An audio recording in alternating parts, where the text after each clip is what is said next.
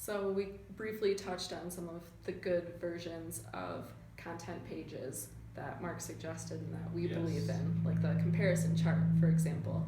So we also highly recommend being open and honest about cost and what people should be expecting when they're looking at you as a potential remodeler. And we have lots of good reasons why.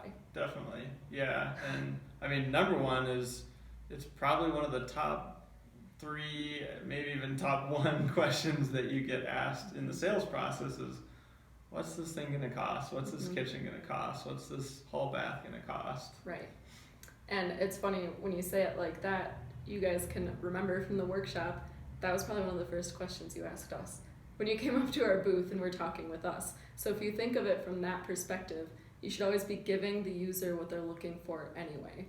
And if they find your website when they're looking for costs of remodeling in your area and you come up because you better believe they're looking for it, then you're already establishing yourself as a more trustworthy brand right there on that first touch. Absolutely. Yeah, and I think, if you look in your market, I bet you probably won't find anyone else talking about cost. And so, in this one example, and we can link those up, along with this video, I think it's like the top 4 spots are showing up for this particular site that we've been working on around cost-related terms, and that's super powerful. It builds huge trust and credibility for your brand. Yeah, and they're consistently the top most viewed blogs when we're looking at the analytics at the end of every month, and content pages always rank quickly too.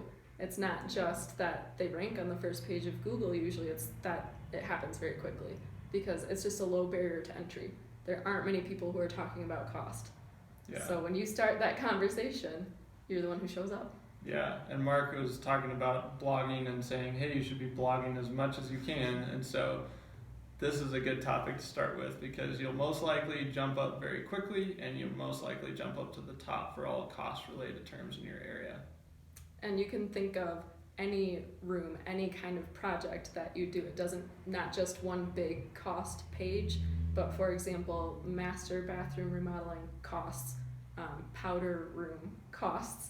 So you get the gist, just any kind of project that you do. Yeah, and that's probably 6 or 8 blogs right there just on costs. So you'll be busy for the next month or so.